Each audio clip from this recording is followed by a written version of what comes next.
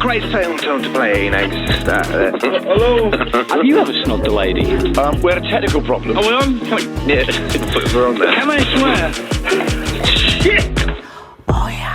Welcome to Crunch and Roll. I'm John Fox, done breakfast shows across the UK, more recently some work for the BBC. Now they say never meet your heroes, but after speaking to today's guest, I can confirm that's absolute bollocks. Martin Kelner had been there and done that before many of us could even spell the word radio. He was a pioneer on early commercial stations and an innovator, being one of the first to do zoo formats in the UK. He was also responsible for giving one of the UK's finest ever comedians her first break. We chat about the time he was paid half as much as a horse. He found that a legendary former Radio 2 breakfast presenter had quite fruity language and tells a single funniest story ever told on this podcast. Seriously, let's crunch and roll. Oh yeah. Martin Kelner. Hello. Hello. How are you? I'm great. I feel like I'm talking to radio royalty. Well, bless you. Very nice of you to say so. I feel you are as well. The reason I say that is because we've had some big names on Crunch and Roll in the first series and more recently the second series. And I've spoken to a few of those people over the last week and said that I'm chatting to you for this episode. And they all got extremely excited. Oh, bless them. Do you feel like radio royalty? Not at the moment. Let me let you into a secret. I was supposed to be doing this a couple of days ago, and I said I couldn't do it because I had a hospital procedure. Well, I'll let you know. This will be of interest to any medical students who might be listening. Basically, I've had a kidney stone removed. Right. And when you have a kidney stone, it's a sort of kidney stone's largely an old man's disease. It's one of those things like, I've been drinking alcohol when I should have been drinking cranberry juice. I've been drinking strong coffee in the morning when I should have been drinking, fresh mountain spring water, that sort of thing. And eventually it sort of calcifies. You get a kidney stone. It's no big deal. I've had it removed, but they've put a catheter in. So at the moment I'm speaking to you with a catheter in a very personal part of my body. So I could actually be having a waz while I'm talking to you. How about that? Well, this is a Crunch and Roll first. I feel honoured. Yeah. Will you give me an indication, Martin, or will you just style it out? I don't actually know. It's a bizarre. I hate it. It's an instrument of torture. The catheter. I only have to have it in for about a week, and then so it's not not like Cliff Richard. But anyway, I do have this catheter bag at the moment, which is interesting because I read through Simon's sort of inventory of what I need to be talking about, and quite a few of the encounters I've had with famous people have been in urinals. I've got a book coming out. I'm not here to plug my book, but I have got a book coming out in the spring, or sort of April, May, around about that time, which is largely a collection of pieces that I wrote for The Guardian when I used to do Screen Break, which was a column about sport on TV for The Guardian. So it's largely a collection of old rubbish I wrote for The Guardian, plus little bits of memoir. And I needed, they said to me, look, this book will sell better if you can get some sort of celebrity endorsement. So I'm trying to think, get a celeb, somebody who's famous and on the telly, to write a foreword for the book. So even if they're not buying it for you, they might buy it for the famous person. And I thought, who do I know who's famous? And there are various, obviously over the years I've interviewed people. Yeah. And I've been on Fighting Talk on 5 Live a lot. So I've mixed with, quite a few reasonably well-known TV comedians. But I thought, let's not start at the top. So I went to Gary Lineker and I said I didn't go to him. I got his email address first of all, which he was kind enough to give me. I sent him an email and said, would you write the foreword for this book? We met once or twice and I tried to make out that I said, and I vividly remember going to a Premier League do about 30 years ago.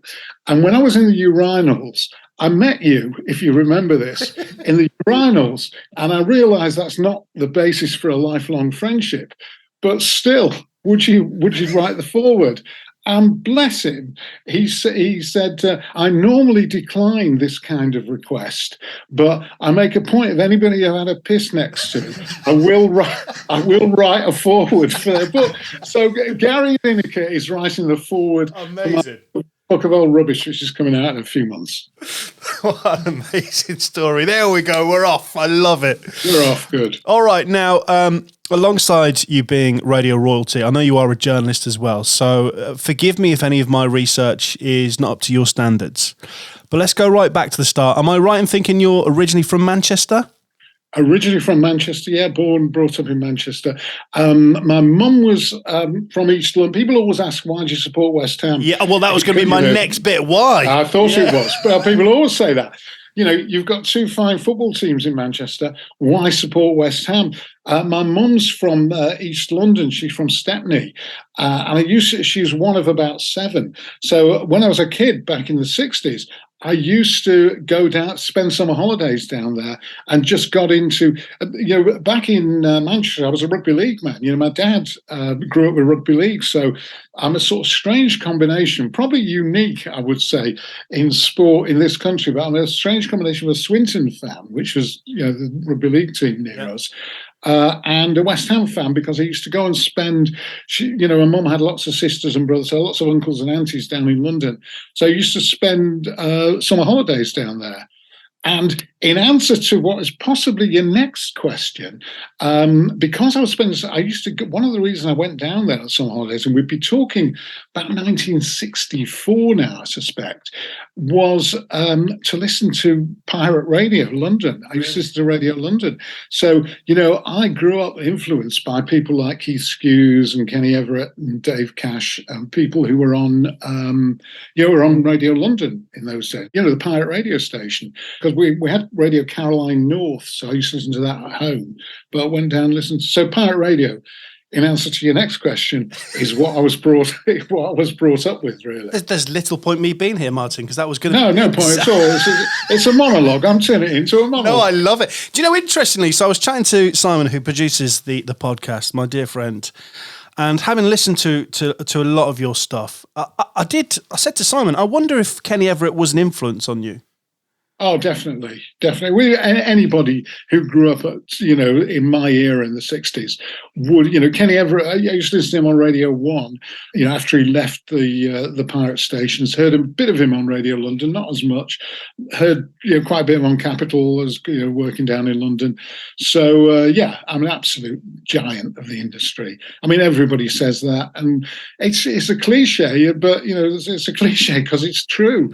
Yeah. He was fantastic, really, really great. And I tell you who else I used to like on Radio 1. And this is a name that, it's probably a name that shouldn't be mentioned, but I used to enjoy Chris Denning. He did a show called Where It's At. And it's disturbing how many influences have later been arrested by Her Majesty's Constabulary, But Chris Denning, I used to love his show. Well, let's talk about your first professional gig then, Martin. So am I right in thinking you started your career in 1976 at Hallam? Yes, Hallam was my first job in radio, because I was in newspapers. I did an apprenticeship in newspapers, working in the West Country for the Western Daily Press in Bristol. So I did that first. And then went into radio news. So my first job was actually morning news editor at Hallam. So, 5 o'clock in the morning starts, etc., etc. The first show I did at Radio Hallam was the country show. Bizarrely, I did it was 2 till 4 on a Sunday afternoon, and the guy who did it was a proper country fan. I thought, country music. This would do. I really wanted to be on the radio doing a show. Yeah. As you can hear from me now, just like, so, you're sort of as a news person. I did little bits of 2 ways with the presenters, as a news person. But I wanted to do my own show. And when they said this opportunity to do the country music show on a Sunday afternoon has come, I thought, yeah, I'll do that, no problem. Knew bugger all about country music, obviously. So I thought, what's country music? Oh, yeah, it's steel guitars. I'll just play the Eagles for a couple of hours. So I play the Eagles and Poco and, those sort of country rock bands, the Byrds and all that. mountain of mail from people. Oh, why aren't you playing Patsy Cline?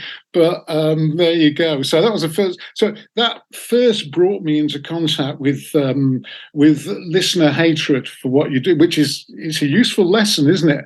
Because sooner or later, especially these days with social networks, sooner or later you're going to realise how much people really hate you. I got it at an early stage. All right, so Hallam FM. I mean, you then do some brief stints. Hey, it wasn't Hallam FM in those days. Oh, I apologise. Radio, it was Radio Hallam. Yeah, sorry. Hallam. Yeah, you presumably heard all these songs. We had a Radio Hallam song. You'll have heard that. But Keith Skews, who was one of my heroes, because obviously I listened to him on Pirate Radio London back in the 60s, suddenly became my boss. And the thing about Keith is he was sort of a bit away with the fairies, and he got this song written about Radio Hallam, and it said from Chesterfield, yeah, fine, we were audible in Chesterfield, to the Yorkshire Moors.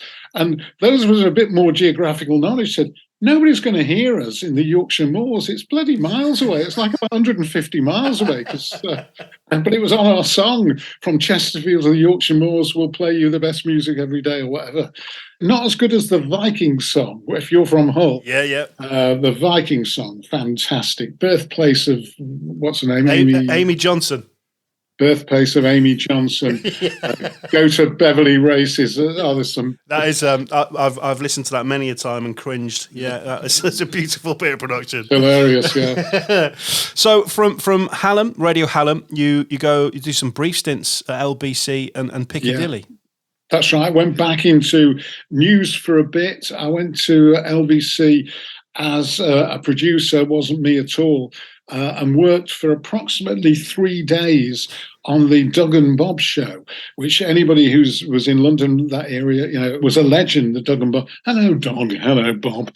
It was Bob Holness, who later obviously did Blockbusters, and Douglas Cameron. I don't think either of them are with us anymore. But I had to back time news reports and things. Wasn't for me. And then I got a call from some guy at Piccadilly who said, "What are you doing these days?" So, well, I'm producing at LBC, but I hate it. And they said, well, somebody had obviously left or been sacked at Piccadilly. So I went straight up there and did about a year on news at Piccadilly, and then went back to Hallam.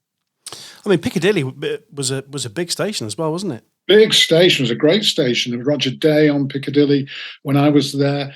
Phil Sayer, who's sadly no longer with us, but Phil did the voice of the Mind the Gap on the tubes. No. How about that? That's an amazing claim to fame. Yeah. Mind the Gap, and I know that voice, and it was Phil. It's not. He was not using him anymore. And I'll tell you an interesting story about voiceovers. I'm very friendly with Guy Harris. I don't know whether you know. Yeah, Guy. we know Guy. Yeah, lovely guy. Yeah, you should get him on. He won't come on. You need to tell him, Martin. As radio royalty, you can pressure him into it. Maybe I could. Yeah, beautiful guy. And he was telling me he went to a voiceover convention. And was sitting, I don't know if he's not coming on, I ought to tell you his story, but his story was he was sitting at the breakfast table at this voiceover convention, and the woman who he did name, and he knows, and I won't name, he thought, I've heard that voice somewhere else recently. It's the voice of Alexa. No. He had breakfast with Alexa. How about that? I said, the temptation to say, Alexa, pass the toast. Alexa, any more marmalade? But unbelievable. He would tell me that story. It's his story.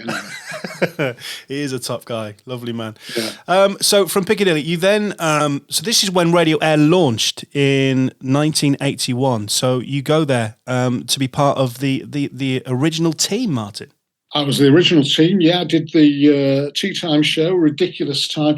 The guy who was in charge, Jeff Sargison, was a BBC guy from BBC Radio Sheffield. And therefore, the sort of time slots and everything were very BBC local radio-ish, if you like. But commercial radio in those days was quite BBC. You'd have a features editor, you'd have a religious editor, all sorts, and there'd be sort of these funny little 1 hour shows, for folk music or big band music. We had all that stuff at Air, and he put me on at 5:15 till 8 o'clock. which was a bizarre time to be on. It was supposed to be, the your mother wouldn't like it type, because I was much younger then. So I was supposed to be the dangerous guy from 5:15 till 8 o'clock, but obviously it was a ridiculous time slot because homework was done by then and people were watching the telly or whatever kids did in those days. But we did get a good audience. We got, it did very well amongst kids. And then they put me on the breakfast show for a while, where there was sort of, great management. There was a great lot of bloodletting. I think the original manager went, Derek Gorman, the original program controller, Jeff Sargent, he went. And the chief accountant became the program boss. He became the boss. And he put me on breakfast because I had lots of kids listening at night time or at 5:15 and assumed that breakfast show all the kids would come. I think the kids did come, but of course the adults didn't listen because as far as information went, it was bloody useless. I used to have my long-term sidekick, Edouard Lapaglie. Yeah. I used to send him down in the radio car to the bus station, interviewing people getting off the buses. This is like at 8 o'clock in the morning, getting off buses, interviewing with it, people could understand what he was saying. It was just gobbledygook, really. But he was very funny. He was a funny guy. But it wasn't really what a newish commercial station needed to be doing at breakfast time. So when you were at Radio Air, because obviously later on in your career you become a real character on air. I mean, you as you mentioned a character there, you involve a lot of characters on your show, which we'll talk about in a bit. So was that how you were when you first started? You must have... Well, even before the Kenny Everett type of influence, don't forget, I grew up with the stuff that's on BBC Radio 4 Extra now. Things like I'm Sorry, I'll Read That Again. The Goons, I was just a smidgen young for the Goons, but, I heard the Goons as well. So, these comedians that came, Sam Costa, there was all sorts of, basically were... It was probably like the arse end of variety. Variety theatres had gone to an extent, but there were still these comedians who were characters. And so I grew up with that. So my big ambition when I went into radio was to be funny, to have comic characters on, like I'd heard on The Goons and similar shows when I was a very small kid. That must have taken some balls to do that back in 1981. Well, it didn't. I mean, because Jeff Sargent had heard me on Radio Hallam, where after starting doing news and then doing the country show and a few odd bits and pieces, had heard me doing late nights on Hallam. I started doing that late nights on Hallam, and I think at that point I was one of the few people that had a sort of zoo. It was, I think I'm right in saying, it sort of predated Steve Wright. So I was one of the few guys who was doing zoo format. I mean, I don't like to think of myself as an innovator, but I probably was to an extent. And I'm sure that nobody particularly was listening to Radio Hallam they're probably, people have the same ideas at the same time. You know what I mean? Yeah. So Steve Wright obviously influenced by all the Americans, et cetera, and if you listen to the old cruising albums, they've got those DJs from like 1966 who were doing what Steve Wright in the afternoon sort of became. I'm not denigrating it anyway, but you know what I mean. We were all had the same ideas at the same time. So I'd already started doing that on the Late Show at Hallam. Now, just going back to Radio Air, because there was yourself and a couple of people who, I'd like to mention. So Alex Lester was there. Alex, yeah, definitely. And Alex. This might surprise you. Out of Alex and the guy I'm about to mention, it's the other guy that I get more excited about because he was the anchorman on my local TV. Peter Levy was also... Peter Levy, yeah. Oh, PC, we had some great fun. I used to piss out of him something rotten. But the great thing about Peter is he'd accept it. I never had... I mean, I would say that because Peter was always very tanned. So I would say, coming next, Peter Levy's had his head in the microwave again. But he took it all in very good part. Good presenter as well, I think. We used to, however much we took the piss out of him, I think he was still a very good presenter. A brilliant presenter, yeah. Now, you left Radio Air in 1982 to present on Yorkshire TV. I did Pick of the Week, which was a Yorkshire TV production, which went networked on ITV. Right, okay. What else did I do on telly? I did a thing called Calendar It's the Weekend, where I used to go and I can remember going down and doing some caving for some unknown reason. We presented the show, supposedly, it was all recorded, but from down a pothole. I went down with the Yorkshire, it's ridiculous, I know. I went down with the Yorkshire Potholing Club. So, yeah, it was that sort of thing. And I'd do film reviews and, the odd celebrity interview. I can't remember who the celebrities were. It's probably nuts, people like that, who actually, you won't know who I'm talking about here. But sort of well-known Yorkshire comedians of the era. Right. Dougie Brown, those sort of people. I just wondered why you dipped out of radio to go on to telly. Was there a reason for that? Oh, I think I got sacked from Radio Air. Oh, right. Yeah, I'd been invited by Radio Air to return to my first love, unemployment. And as a result of that, I was just around for any gig that was going. And in fact, I got quite a few phone calls, one of which was Yorkshire TV. And Yorkshire TV in those days, it was like a money printing fact. I mean, I was earning more for doing what was basically a 20-minute insert, not even that, 15-minute insert onto Calendar on a Friday evening. They were paying me more than Radio Air were paying me to, get up at 6 o'clock in the morning and do 5 days a week and a chart show at the weekend. You always do the chart show. They always do that. The breakfast guy in those days always see, we're going to get you a sixth show. What are we going to get you for a sixth show? And that was it. So it was money, and the expenses at YTV, they just paid you in cash. This is such a glorious era. You would go to we used to call it the Great Cash Register in the Sky, because you'd go up to the 6th floor, give them this piece of paper, which had been signed by the editor of Calendar or whatever. And whatever was on it, they'd just pay you in cash. They'd count out £10, which is in 1980, whatever it was, 82, 83, was big money, And I did a program called Living It Up, which was, I'll tell you about Living It Up. You'll like this. It was a light entertainment. There's a little bit of it still on YouTube somewhere. We would ask older people, right, and in those days, by older people, anybody over 45, really, if they had a big ambition in life, and we would make their dream come true. Anyway, was this woman got in touch with us. She wanted to ride Red Rum. So we got in touch with the producers and researchers got in touch with Ginger McCain, who was the trainer, and we arranged for the woman to go onto the back of Red Rum, and then she'd just be led around the stables a little bit.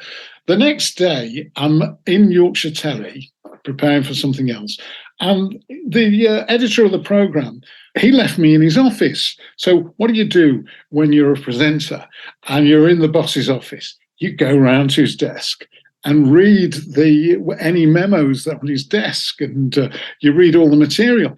And I looked through this, and as I said, I was quite pleased with the money I was getting in Yorkshire TV, but I looked at the budget for the programme.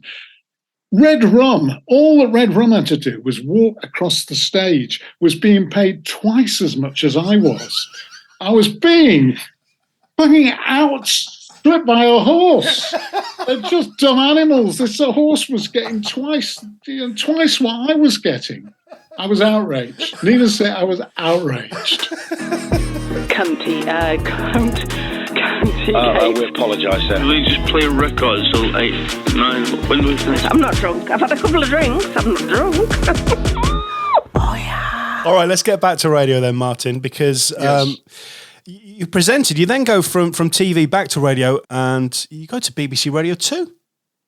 Yes, I was on Radio 2 before I was on Radio Leeds, which was my first BBC job. Wow. Was Radio 2. It's when you're around a bit and people know what you do, it gives you a bit of a shot. And I think somebody who'd heard me on Radio Hallam, in fact, I know it was a producer, I think John Leonard was the first producer who got in touch with me. He was an old Radio Sheffield guy. So he had heard me on Radio Hallam and therefore just got in touch and said, Well, what he said first, well, this is bizarre, because at the time I was only about 29 years old, and he said, do you want to have a shot at Radio 1? Do you want to have a shot at Radio 1? So I went to the BBC at Oxford Road in Manchester, as it was, and recorded a demo for Radio 1. The demo went to a producer at Radio 1 who was married to Doreen Davis, who was a producer at Radio 2. This is a bizarre it's crazy circumstances. He listened to me and thought, he's not Radio 1. He sounds older than he is, if you like. But she said, I work on Radio 2. We've got this thing going, Nursery Slopes, where you go in at 4 o'clock in the morning, do 4 a.m. till 6 a.m. on a Saturday and Sunday morning. So that was my first gig at Radio 2. So, and there was a lot of presenters did that. I think Mike Hurley, who was, you'll know from Humberside, I think, the late, great Mike Hurley, I think he did that 4 a.m. slot as well. So they were trying people out. And back in 1984, because of course, Radio 2 now is this huge beast of a radio station. What was Radio 2 like back in 84? It was a disaster. It was an absolute, if I'm allowed to spare, it was an absolute fucking car crash. Because there was a lot of grey men who were sort of in charge. I remember sort of going for a drink with some of these people, and it was like the civil service. And I remember having drinks with some of these people, and I thought, this is useless, this station, sort of thing. And then Francis Lyne took over. Now, Francis, most of my work at Radio 2, in fact, all of it, I think, I was there for a brief period under big chubby guy who took over, Light Ents guy, can't remember his name, but I was there he sacked me anyway, but I was there for a little time under him. But under Francis Lyne, she decided every show should have a big band tune, every show should have a folk tune, every show should have a country tune. So the music policy was all over the place. Or as an old mate of mine, an Australian guy, used to say, for something that was all over the place, mate, it's all over the place like a mad woman's shit. That was basically Radio 2 under Francis Lyne. Anyway, so they gave me a Saturday afternoon show. You're probably coming to this, but they gave me a Saturday afternoon show. Yeah. The idea was they needed to get a younger audience, because Radio 2 was a very, very old audience in those days. They needed to get a younger audience. So I was going to be, because I was slightly younger than the people they had there, Gloria Hunniford and Jimmy Young and all those people who were all on, I can say I'm a legend. Go back to, we have worked with Jimmy Young, the late Jimmy Young.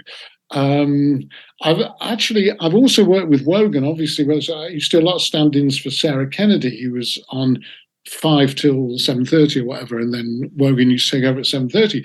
So Wogan used to come in and collect the papers. And it would interest you to know that Terry Wogan was more foul-mouthed than me.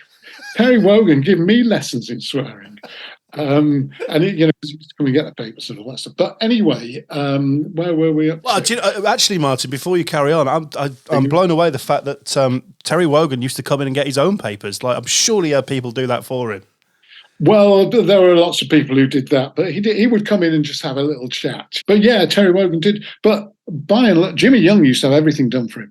Jimmy Young used to have people would take the albums, because we were playing singles and albums in those days, would take the albums out of the sleeves, clean them, and put them in racks for him. And he had a rack for albums and he had a rack for singles, and they'd all be in order. So were you doing all the character stuff and that you'd started at Hallam? No, I did. I was sort of Radio 2. I was being mildly white, but mainly just picking out the bizarre stuff from the newspapers, which, not everybody was doing as much in those days. This is interesting because whilst at Radio 2, you then go on to also present BBC Local Network as well. Yes. At the same time. Yeah, I did that at the same time. Also, I was doing Radio Leeds Breakfast. That was the first thing I did on Radio Leeds. It was an all-speech. Can you imagine that? It was an all-speech breakfast. So we're talking about Radio Leeds, I don't know, I lose track of the years completely. So let's say it's about 1987, 88. And Radio Leeds was still trying to do something like the Today programme from Leeds. Unbelievable, really. But they had more resources in those things. But still, you'd have like a panel of 5 councillors round the table, and you'd be discussing, the new Outer Leeds Ring Road. Ridiculous. So I did a bit of that, and then I think at some point in this period I went to Pennine Radio. I don't know whether you got that on your list. No, we haven't. Blimey, Martin, there's so much that we're learning. Yeah, I did 2 shows at Pennine Radio. I did Pennine Radio breakfast. That's what I went to do, breakfast at Pennine. And then I left because I got a big chunk of stand-in at Radio 2. And Will Ventus, a lovely guy, who was the head of Pennine, said, well, you go and do whatever you want to do at Radio 2. There'll always be a place for you here at Pennine. So I went to Radio 2 and it was probably about 6 to 8 weeks, I think, standing in for Sarah Kennedy. But I wanted to do the stand-in rather than carrying on with my own sort of breakfast show on Pennine. A, because it was more money, it was a lot more money. And B, because I thought that might lead to the show that I was born to do, which obviously the Radio 2 breakfast show. But it didn't. You were born to do it though, Martin. Just didn't happen. Didn't happen. So Pennine Radio, then back to doing Radio 2, and then so there's a lot, isn't there? So you're doing BBC Leeds, and then BBC Radio 2, and then the network. Yes, I did the night network, which changed. It was initially midweek, 9 till midnight, I think. A lot of star people working on that. Went into sport, the 6 till 9. I have to tell you a funny story about that. Basically, we were serving all the local radio stations. And at one point, we were serving all the local radio stations for Lancashire and Cumbria and the North East. And you think how many stations that is. We got a T-shirt made with all the frequencies on it. Edouard, who worked in print in those days, printed me this fantastic T-shirt with, listen to Martin Kelner on 92.4, 93.7, 97, for all the wavelengths and all the different radio stations. But yeah, so we did that. But because we were serving, let's imagine we were just serving the Yorkshire stations at this stage. What I had to do on the show was set up to do a bit of politics, a bit of arts, but when there was football, we had to do all the sport. And you can imagine, so we're doing all the sport for Hull, obviously Humberside station, the Sheffield, Leeds station, York, Sheffield, and there was a couple of other stations as well, maybe even Lincolnshire. We did there's about 6 stations, and we're doing this show 9 till 12. And I've got the last hour, 11 till 12, Edouard Lapaglie comes in. I've got Mrs. Merton doing a bit at 10:30, so it's a great show. But the early bit, they wanted to still be newsy, right, 9 till 10. But then with sport as well, nobody thought about that at all. And I got a guy called Michael Meadowcroft, who was a Liberal MP in Leeds. He was, at the time, it was all going down in former Yugoslavia. So it was Serbia, Croatia, Bosnia-Herzegovina. It was the violence and the war was going on. And this guy was one of the people, because he'd been a parliamentarian for a long time, was going to organise free and fair elections. And he'd just returned from Sarajevo, where he'd been organising this conference of people. And he says to me, without a word of a lie, this is, I wish I'd kept the clip. So he says to me, this, I have to tell you, Martin, is the most important issue for world peace at the moment. If these talks are not carried on, what is going to happen in the world is that the East is going to attack. And I said, I'm sorry, I'm going to have to interrupt you there, Michael. There's been a goal at Worksop. And Worksop Town had scored a goal. And Radio Sheffield on the goal at Worksop. It was ridiculous.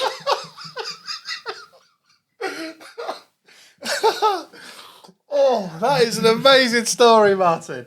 Yeah, it's one of my favourites. Oh, wow. It was just, it was so BBC. That was just, yeah, absolutely. BBC local. All right. So, BBC Network. So, as you've mentioned, the characters that you had there, and you've mentioned Caroline Aherne as well. How did that relationship start? How did you become to work together? I'll tell you exactly. I was on Radio 2 on a Saturday night at that stage, or round about that stage. Again, it's people that you bump into. And Mark Radcliffe was my producer. Wow. How about that? Yeah. Mark Radcliffe produced me at Radio 2. Mark Radcliffe in those days never went anywhere without his comedy sidekick, Frank Sidebottom. So because I was on, Frank said, Yeah. Blimey, boss. Oh, that's great, boss. I used to love Frank Sidebottom. Oh, Frank Sidebottom was genius, absolute genius. Chris Seavey, fantastic. Anyway, so Frank is on my show on Radio 2 because any show that Mark Radcliffe produces has to have Frank Sidebottom on it. And I think I had Tony Capstick, Sheffield comedian, did shows on BBC Radio Sheffield. Yeah. They were my sort of comedy sidekick-ish type characters. Usually, because it was Radio 2, used a lot more conservatively, especially with Francis. So they're used in like 5-minute chunks. So we would get Frank Sidebottom out to do a star celebrity interview. So he would interview famous people as Frank Sidebottom. So he'd interview like Clive Lloyd, the famous West Indian cricketer who played for Lancashire. He interviewed him, and he would ask ridiculous Frank Sidebottom questions. So he'd say, "Oh, Clive Lloyd, the fantastic cricketers here, they're fantastic. Clive, what happens if you lose the ball?" And it was stuff like that. He did. There's another name that we shouldn't mention. He interviewed Cyril Smith, who was the Liberal MP for Rochdale, later exposed as a child abuser, whatever. And he says, "What do you do? I've got Cyril Smith, fantastic MP person with me. What do you do, Cyril, when there's all-night sittings? If you want a sandwich, what do you do?" And that was his shtick. But because I had Frank Sidebottom on the show, the tech op says to me, he says, "My girlfriend does funny voices. And you sound to me, Martin, like the sort of guy who likes funny voices on his shows." "Oh, I love funny voices." He said, "Have a listen to my girlfriend. I've got a tape." And it was, because he was a tech op and it was a nice Ewer, gave me the tape, and he recorded it on a Ewer properly. I took it off, listened to it, listened to it in radios. I thought, well, I don't like to think that I'm an innovator, but I did think to myself, wow, she's definitely got something. The tape that he gave me was called Mrs. Merton's Choice. And basically, it was a sort of like her doing Housewives' Choice. So she'd play a tune. It was very Radio 2-ish. She'd play a tune and she said, "That's Eddie Calvert there, the man with the golden trumpet. He's dead at the moment."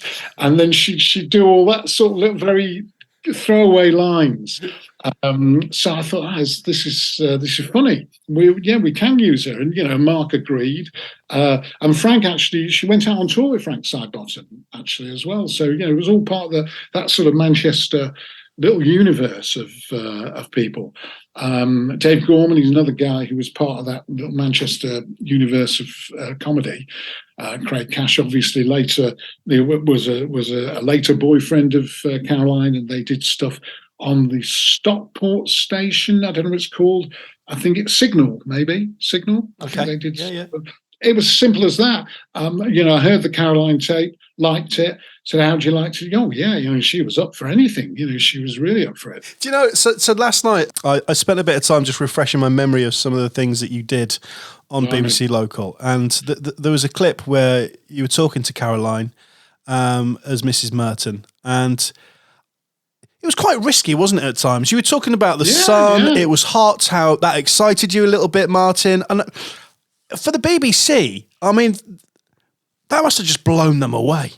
Well, yeah, I think the thing about it was nobody used to bloody listen. They didn't.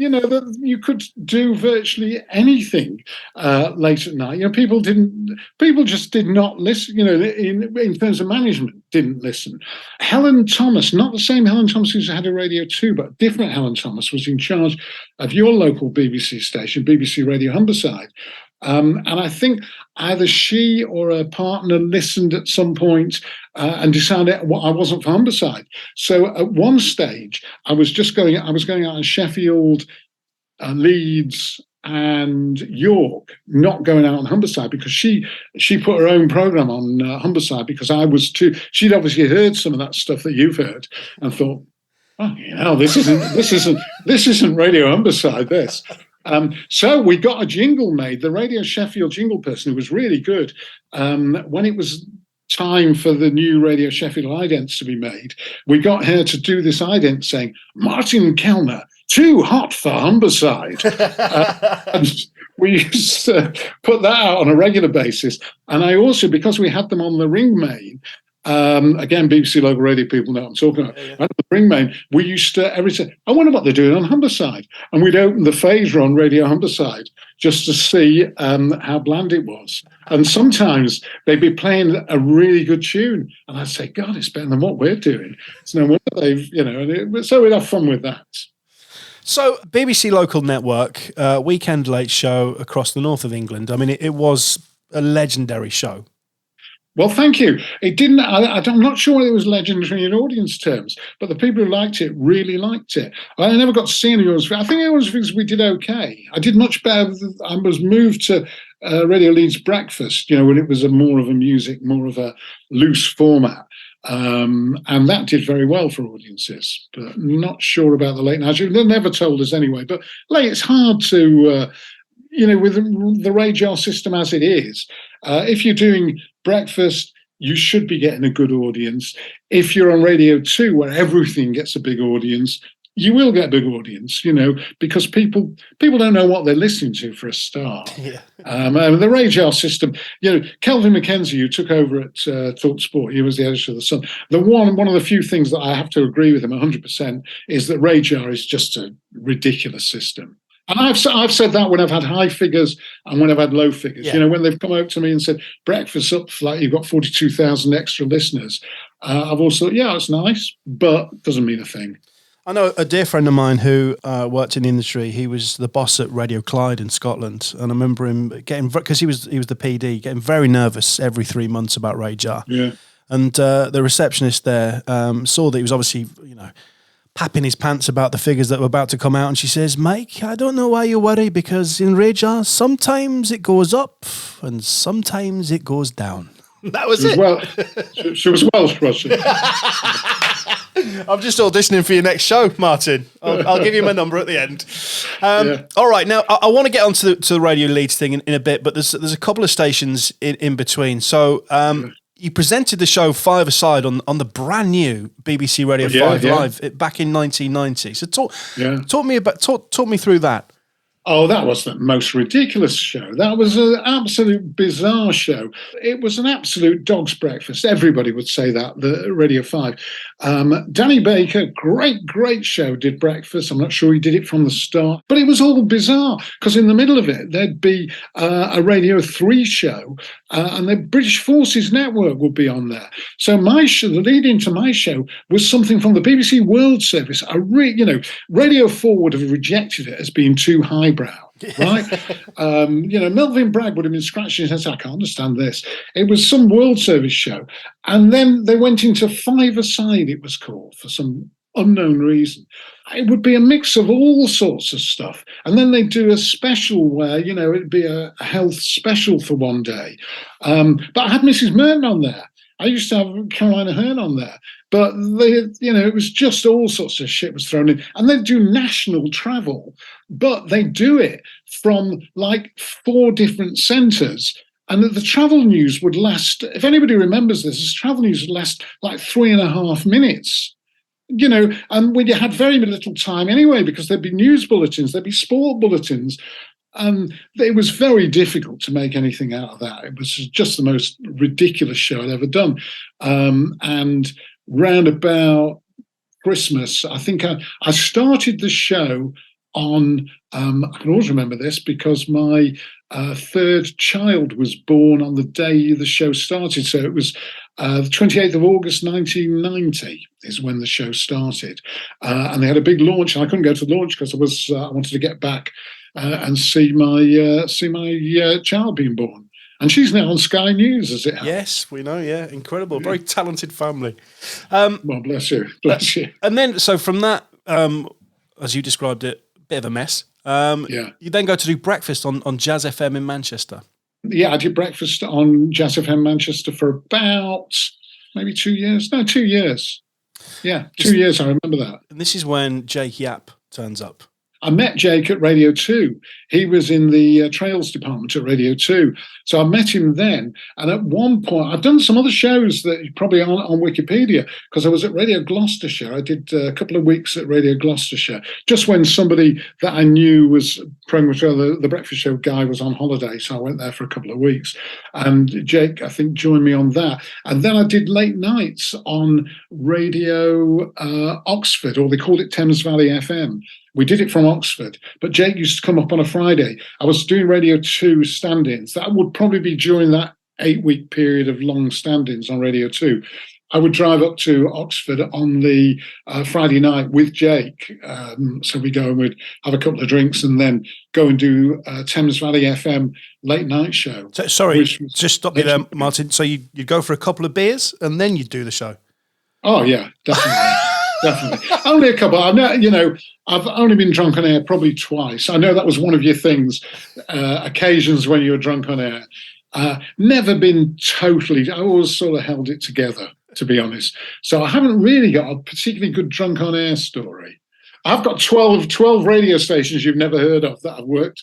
Please don't take offence by this, but your career is very complicated, Martin. Oh, it's ridiculous. I can't even, if I wasn't, I was so delighted to do this podcast because I thought it'll be a bit of a sort of aid memoir, because I can't remember things that I've done. I really can't, I can remember some of the stories, but not, I can remember interviewing Victoria Wood when I was a little bit pissed.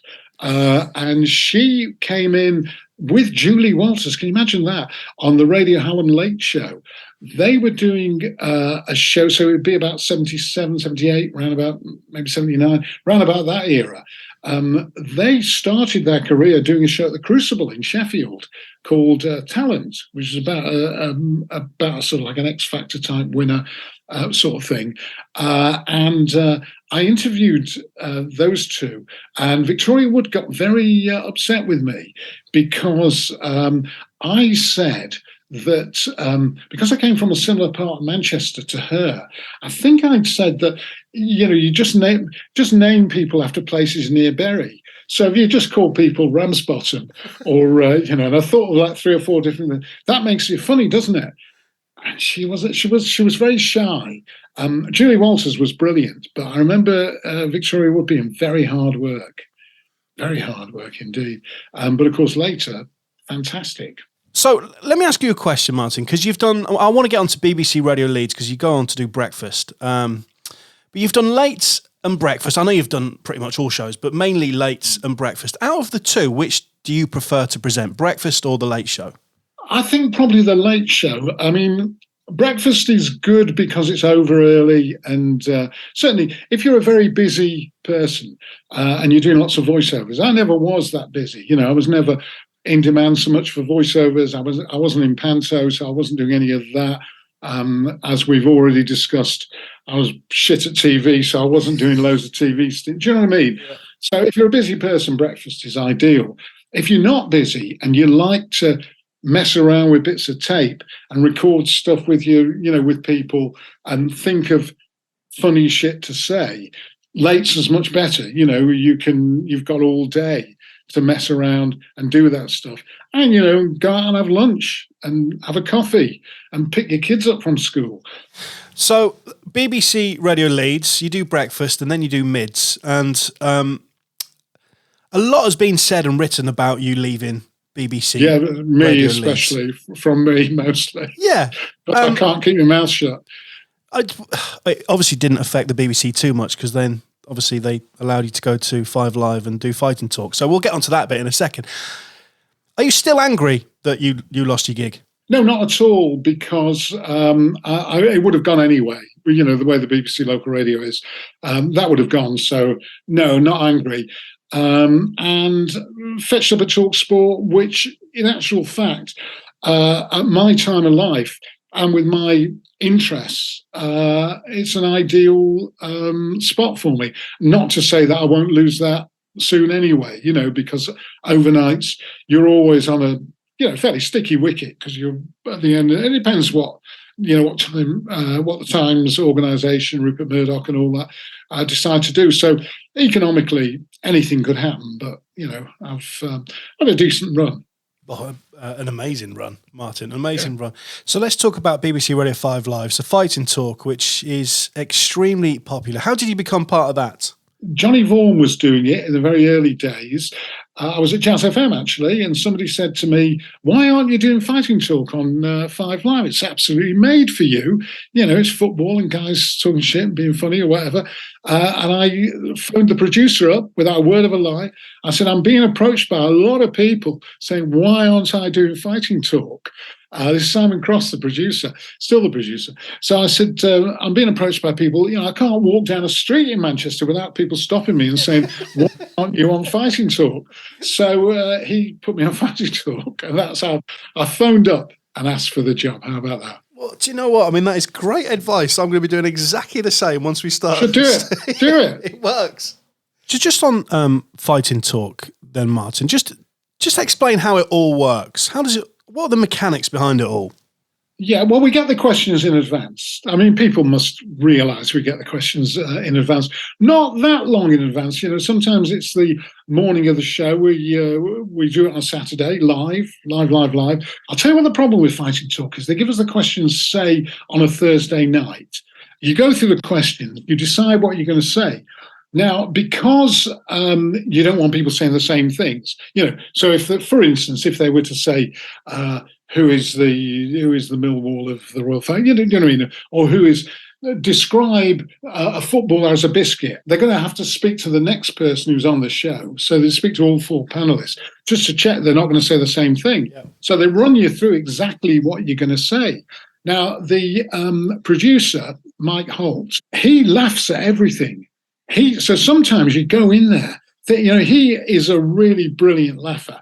So you think you've got the funniest stuff in the world because he laughs so heartily at it. Oh, that's a great answer, Mark. That is a brilliant answer. And then you come on the next day, you deliver the same stuff, get nothing. And you think to yourself, oh dear. So yeah, we get, nobody thinks that we do it live. And people do different levels of preparation. I did the show once with Kevin Bridges, the Scottish comedian. Yeah. And he came down on that morning from Glasgow on the train, and he'd written like 3 lines, whereas, and he was brilliant. He was hilarious. And all he'd written was just little sort of memory jerkers for himself. And yet you get other people, not the comedians so much, but some of the comedians actually, who basically come in with a laptop and they've got it all word for word on their laptop. My key thing is any other business, when I don't have to talk about football or sport or anything, and I can just say what's been pissing me off in life, which is, which they like. I did a thing about country vegetable soup, which is one of the best ones. I went into a cafe and it said, special of the day, country vegetable soup. So I said to the waitress, what country is it from? So she says, no, it's vegetables, country vegetable soup. So I said, yeah, but that tells me nothing. I said, is there, for instance, an urban vegetable soup, which is like stuff that they found on the pavement in the middle of Sheffield? Or, why is country vegetable soup? So that was the sort of thing that I was always famous for doing. Kind of pan-fried. It used to say, oh, pan-fried chicken. So I said, well, what else are you going to fry it in? Are people using satellite dishes? What are they using to fry? So they're putting it in buckets and frying it. So those were my bits, pan fry. In my hospital questionnaire, I told you I've had this kidney stone removed. They want to know everything, every health issue. So they sent me a 10-point thing with like 300 questions. And one of the questions was, about allergies. I haven't got any allergies. But anyway, so you had to go down and say each allergy, if you had them. It said, are you allergic to shellfish? And my immediate reaction was, why? Is there any chance I'll be served lobster thermidor in hospital? I've Pinderfield. So, the only thing I've seen anybody offer in hospital is either a cheese sandwich or a ham sandwich on white bread. Clearly, all this money that the Tories are pouring into the NHS, you heard them, they're pouring this money into the NHS, obviously the catering standards have improved. It was a technical problem. You heard something on air you shouldn't have done. Oh, yeah. We've touched on so much throughout your career, and I know you pointed that we've missed a couple of things, but you have done real radio. Yorkshire, we've got Yorkshire Radio down here, Pennine Radio, as you mentioned, BBC Radio Cleveland, Thames Valley, so many stations. Here's a question for you, Martin. Which one's been the best? What's been the highlight for you? Do you know what? I've always enjoyed what I was doing at the time. I really enjoyed doing breakfast on Radio Leeds, enjoyed the lunchtime show. It was great. Probably, I don't know. I love doing what I'm doing now, even though it's overnights, which is a real pain in the arse. I do love doing it. And I've always loved what I'm doing, which is ridiculous because, I'm over 70 now and I'm still doing what I enjoy doing. And if I didn't enjoy doing it, I never want it. I don't play golf. I don't ski. I've got no hobbies at all. No hobbies, very few friends. I don't know what, kids have all gone. I don't know what I'd do if I wasn't doing talk sport. Well, there'll be a point at which I'm probably not doing talk sport, and then which I'll probably be dying. So that'll give me something to do. But I've got a book coming out. Did I mention I've got a book coming out in a couple of months? So anybody who's enjoyed this, there are some more stories in the book. And when I saw your little sort of inventory of what you wanted me to talk about. I know I'm not really memorable awards dues was one of the things. Yeah. I'm famously never been awarded Jake Yapp and myself for Dora Dale, which if nobody's heard some of the Dora Dale, there's lots of clips of that on YouTube, and it does crop up on BBC Radio 4 Extra quite a lot. Yeah. Jake's a genius. Jake is an absolute genius. And we got nominated for the Comedy Award. And then we turned and we were quite confident because it was a great show. It really was. But we got there, and so we get to this is one of the Sonys. It was the proper Sonys, full sit down knife and fork, bottles of wine, lots of largesse. Those days long gone. But yeah, so we're there for the Sony Radio Comedy Award, and we look at the table plan. And there's this table sort of at the front has got the people we know are going to win awards. It's got Andy Kershaw and Colin Murray and, people who we know are going to get awards. And then we looked at the table plan. Where's our bloody table? And there we are right at the back, right next to the Bogs. And on our table, it's got BBC Radio fucking Barnstaple and Independent Radio Carlisle. It's, and we thought, we're at the non-awards table. And of course, we were at the non-awards table. Believe me, Martin, I've experienced the Sonys a couple of times, and both times my table was at the back as well, mate. So don't you worry about it. You know, don't you? So yeah, very much a non-award nominee. Amazing stuff. And whilst we record this podcast, Martin, you were pretty much a pioneer because you did the Piss Poor podcast, but before any of us started doing podcasts. Yes, we're the first people. Danny Baker had started it. Danny Baker could make no money from his podcast, stopped doing it. Because Edouard was a very early adopter of the internet and Apple. He had Apple Macs before anybody in the world had Apple Macs. And set me up with an email address when I was still doing late nights on Radio 2. And there were like about 4 people in the world who could email me. And it was a big feature. So he set up a system whereby our Piss Poor podcast would arrive in their inbox, but only if they paid us some money through PayPal. So, we were the only people in the world who were making money out of podcasts. But of course, once every bugger in the world was doing a podcast, no offense, really no offence. Once every bugger in the world was doing a podcast, of course, it became very difficult, and also for a variety of reasons, we stopped doing it. I mean, I still go around and have a coffee with him once a week, but he didn't fancy doing it anymore. I didn't fancy doing it anymore. It was, I was feeling it was wrong to charge people. There's still like millions of them out there, I think, somewhere. And some of the people, without a word of a lie, are still listening. We've not done it for a couple of years, but they're still listening. They still haven't caught up yet, because we were doing it every week, and it was about an hour and a half. Well, Martin, thank you so much for being on this podcast. I started by saying there's a couple of things I want to say. Firstly, I started by saying that you're radio royalty, and you are. We've been through your career.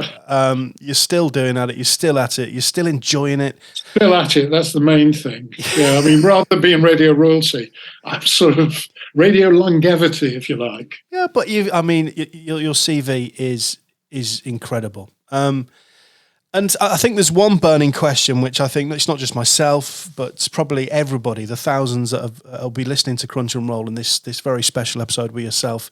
And I think that question is, have you been for a piss throughout the last hour and a half? Do you know what? I'd have to check my bag to see. I can do that. I can do it on camera if you want to. I won't. Turn people off. But yeah, I probably have.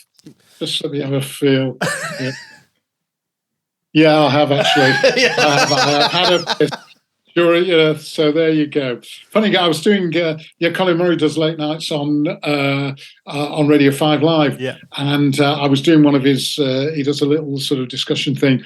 I was doing one of those, and when it came to the news, I did disappear and have a piss, but obviously I was on Zoom, so he could see me going out of the room into the bathroom, and the bastard, when he came back on air, because there were three of us, the other two were obviously younger people, three of us, and he said, and what's more, Martin Kelner was the only one that had to go off for a was in the middle of that. There you go. Well, Martin, thank you very much for being on Crunch and Roll. Very welcome. You've been listening to Crunch and Roll with me, Martin Kelner. Subscribe on your favourite podcast app to get every new episode as soon as they drop. Crunch and Roll is a 969 media production presented by John Fox and produced by Simon Boszowski. I hope this all makes sense. Just shout if you need any more info. That's probably not part of the script. Oh, yeah. Now Will you edit that out? Yeah, of course. Yeah. You don't. Now, I wasn't sure how. We never edited anything. Oh, did you not? Not a thing. We did the whole thing. We should have. We should have edited, but we didn't.